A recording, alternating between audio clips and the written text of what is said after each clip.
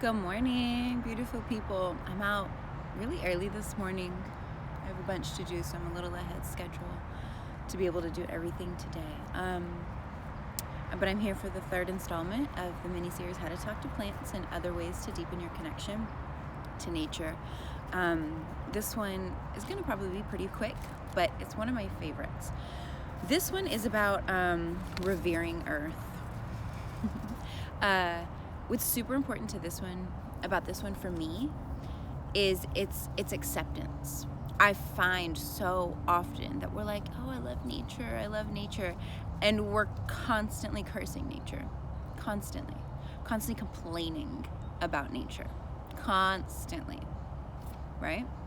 And we can't be in a state of acceptance, and we can't be in a state of receiving the messages, receiving the lessons, if we are constantly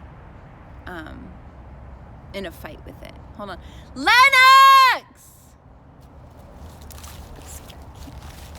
Close the door! Oh, I thought you were just gonna be right here. No, I'm doing a live video. Oh. Close the door. I looked up and the back door was open, and I knew it was like, without a doubt, within seconds, the kitten was gonna run out. The kitten ran out, so.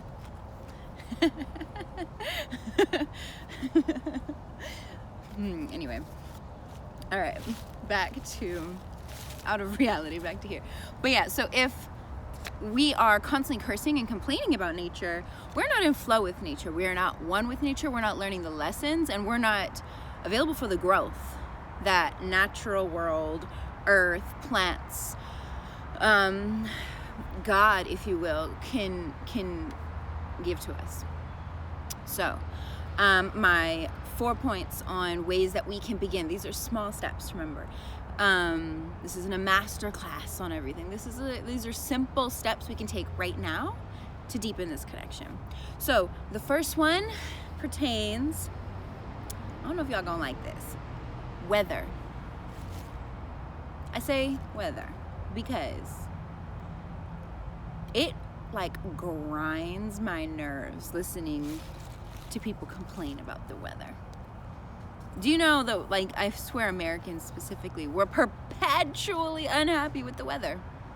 It's almost like a hobby. Oh, I can't wait for it to be warm. I can't wait for it to be warm. Oh my God, it's so hot. I just want fall back. Oh my God, no, my allergies.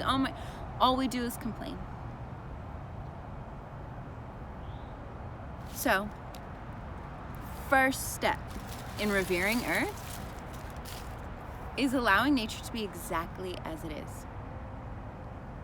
And search within that discomfort you feel that causes you want to constantly complain, and search within that for the lesson that's there.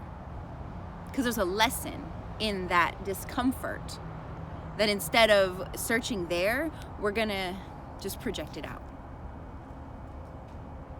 Surrender to it. Like, if it's fucking cold right now, pardon my French, it will be warm again.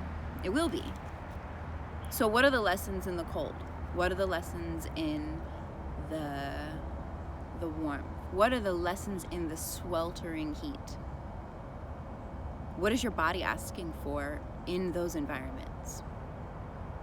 What is your direct environment calling for in those environments? How can you maybe take yourself out of it?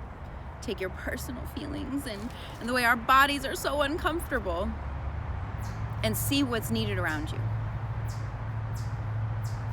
You're so hot, so you go get a drink of water. Can you put water out for some animals? Can you give your plants an extra dose of water? Can you pray for water? Is the earth parched? Like, think outside of ourselves to be more one with nature as opposed to fighting and complaining against it. Please, complaining about weather. Gotta go. Second one is bugs. Y'all so scared of bugs. I talk to my son all the time, and I'm like, Lennox, imagine if you're a creature this big and you see a creature this big. Who's more of a threat? Who should be more afraid? You, as the creature this big, or the bug that's this big? Do you have to kill it? Can you find a way to take it out of your house safely and gently? If you're out in nature and all of a sudden there are bees, is it your problem or is it the bees' problem? Because we make it the bees' problem. They're out there doing their thing, of which we love when it's in a nice plastic bottle at a grocery store. But when they're just in nature doing what brings us that honey, how dare they? How do they even come near us? Even though they kill themselves protecting themselves by stinging us. So it's not even like they're gonna hurt us for fun. Like, what's up with that? We really have to shift that dynamic. I've seen some grown people be afraid of a bug that's 7 feet away from them, not even trying to come near them. And they'll kill that bug.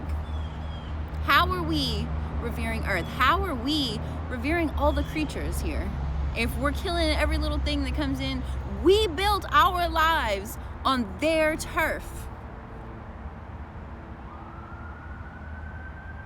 And now we just want to swoop them out and kill them? I'm gonna be honest, I come for the roaches because around Alabama, those suckers fly too. It's a lot. Mosquitoes,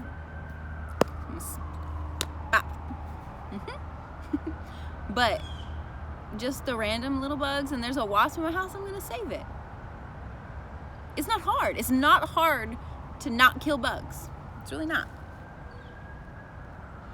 And I promise you, you will learn a different type of reverence for life. And if nothing else, if you are perpetually around a bunch of people afraid of bugs and you start saving their lives, you automatically get like gangster points. Like, oh my gosh, she's not afraid of the bugs. She can save a bug? You're weird, but you just conquered the thing everybody else is afraid of. So there's that. Next one is, don't pick the flowers. I've seen a version of this quote. I'm going to butcher it because I don't have it perfectly memorized, but I'm going to give you the gist of it. It's that if you love it, you let it be, you let it grow, you enjoy it, you come by and you smell it. Because when you pick it, you end its life. You know? That's it. Don't pick the flowers, enjoy the flowers. What lessons can you learn by being excited to go walk by every day? To smell it, to see how it changes every day. Remember, we're building relationships with nature and earth and plants, not conquerships. So we're relating with them to them. A beautiful love affair can happen between you and a flower in its lifespan by letting it be. Enjoy all 5 and beyond senses with that flower. Learn from that flower. Exchange energy, get the nuance of that flower. Maybe in a year from now, when that flower blooms again, it'll say, hey, pick me, put me in your house, I want to come over. Or maybe it'll say, did you know that I can do this to help you? I have this benefit. Expand our understanding of communication and relationship. Okay? My 4th thing, my favorite topic is cycles. And this goes with the weather. There will always be another cycle. We have 4 seasons. You know, some places you live, you get all 4 seasons in a day. But we also have seasons in our lives. Women, we have cycles for the month. And we're always cycling in and out of different phases. So as we look at nature and we look at weather, we look at these things that are uncomfortable, or some in discomfort, remember, this is this stage, this is this phase.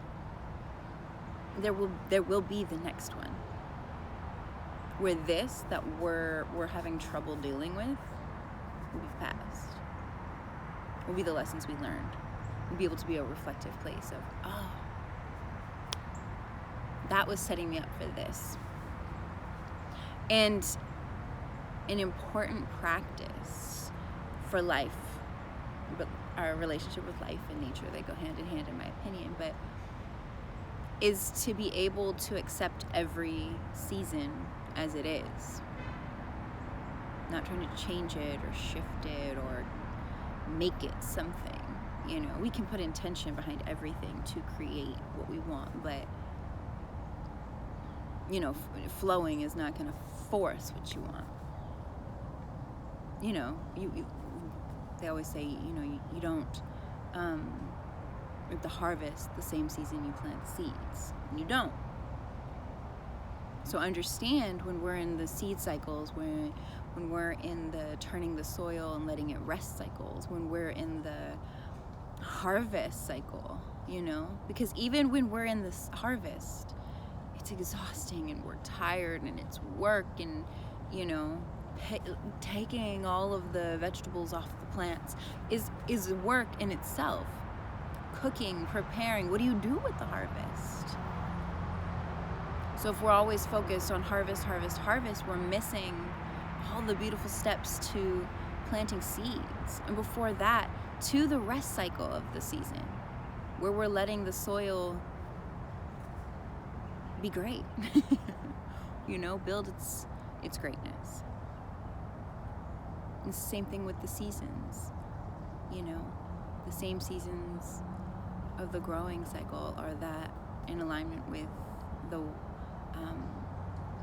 different seasons and the weathers and the shifts that come with those. And they mirror our life cycles, our life seasons. So this is a call to shift your perspective on these. When you step outside and it's blazing hot and you are just disgusted because you're filled with sweat, reframe it. When you see the bug and it scares you, reframe how you would be afraid if you were the bug and someone's coming at you with a shoe.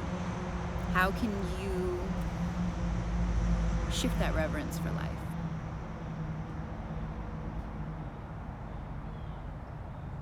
With the flower, how can you enjoy it and love it and learn from it without making it yours? How can we appreciate each season without needing to rush to the next one? This is what Earth teaches us. And if we can begin to flow in these ways, our reverence can grow and our relationship can grow. Thank you so much. Have a great day.